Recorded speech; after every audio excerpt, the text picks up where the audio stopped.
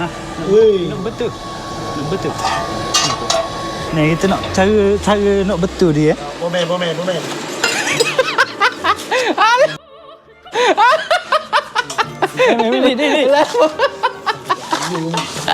Ni. Pak, kita nak betul dia ni. Dia.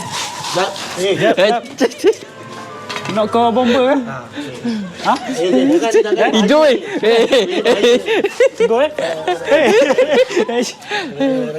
Okey. Saya perhatian. Kita perhatian.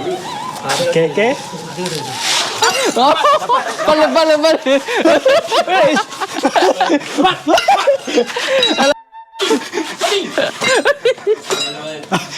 Mati. Okey ya? Oh, mati.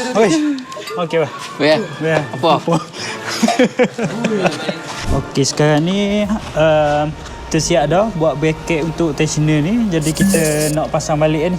Kita nak tengok dia center dia punya puli tensioner puli dengan puli depan.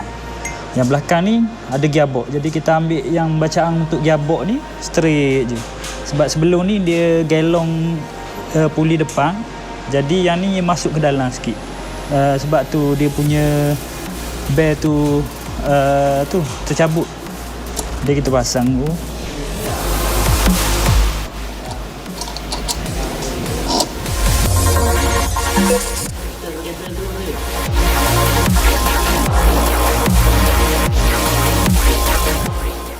Spot ni lu ajak.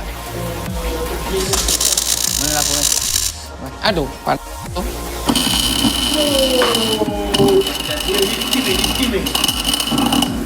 Building.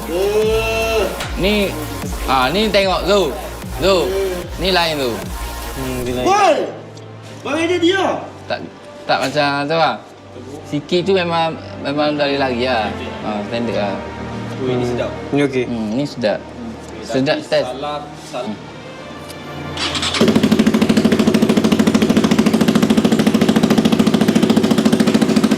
Mantap boh. Tapi kedudukan ni.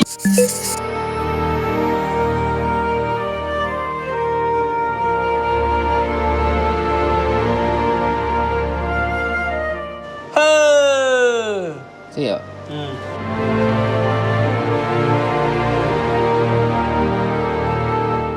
Bawah tepat Bawah boleh adjust lagi. Dia boleh adjust. Okey lah. Aku takut yang bawah tu tadi.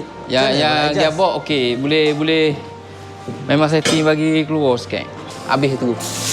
Kalau dia terlalu terkeluar?